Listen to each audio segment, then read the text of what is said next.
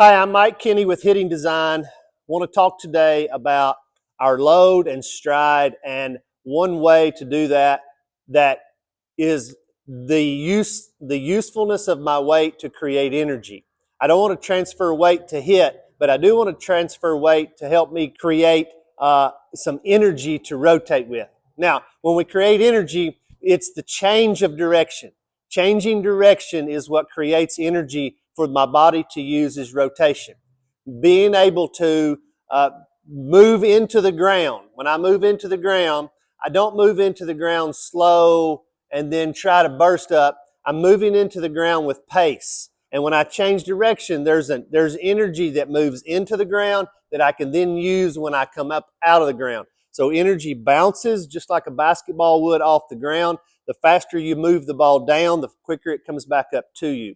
When I do this as a jumper, I move into the ground and then I explode up, changing of direction. When we hit, we want to change direction twice. I want to move energy into a backside that's solid, that it bounces off into my front side, which when my foot hits the ground, I then stop the momentum again, creating my second stop of energy. Once that energy stops, I am between my feet and I'm able to use that energy to rotate.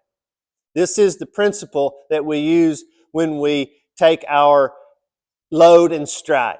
The movements have to happen the way they do. And instead of describing the movements, I want to describe the energy. Now, that energy, the same as moving up and down into the ground up. If I move horizontally into and put my back leg back and hold this position and not allow it to move me this way, but move something into it and catch it and change direction and then move back to the center and stop it when my front foot hits the ground. I move energy this way, it transfers, creates more energy. I stop it, that creates even more energy, and then that's what creates this quickness of my swing and of my rotation. So this is the principle behind what we do with our load and our stride.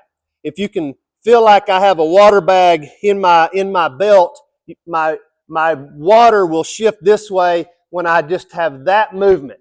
When I just sink into the ground, I slide my leg this way, up, any direction, but I'm moving something into this backside that doesn't move my leg. This is my anchor.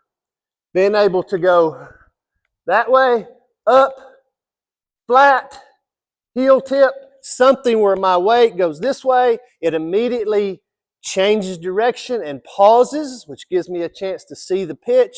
And then I move back to my front side, and I'm not moving my weight up to my front leg, but I'm moving back to center.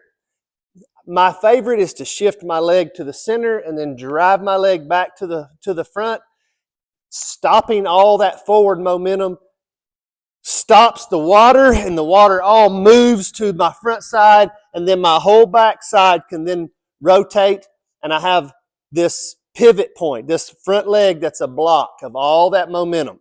But we're not creating momentum with a huge forward move. We're moving into my back leg and then back to the ground. You can do that at different paces. That's what gives us the adjustability of hitting different pitches.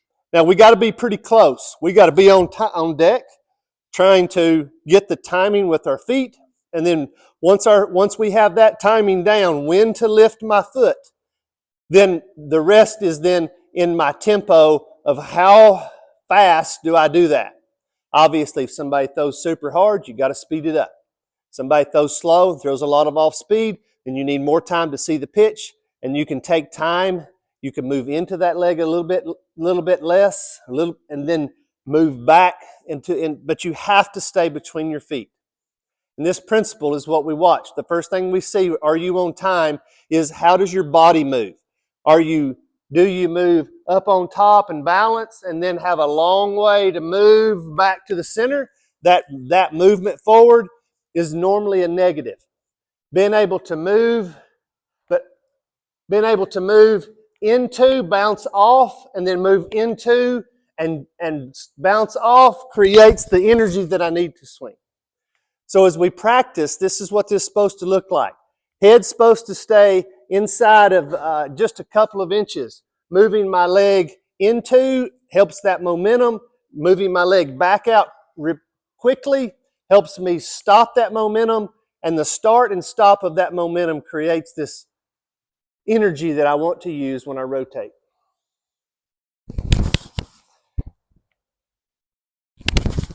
And that's what it's supposed to look like. If you lift and go a little wider, then we're fine.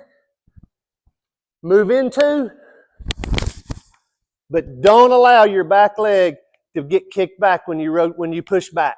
Move into something solid, just like we move into the ground when we try to jump.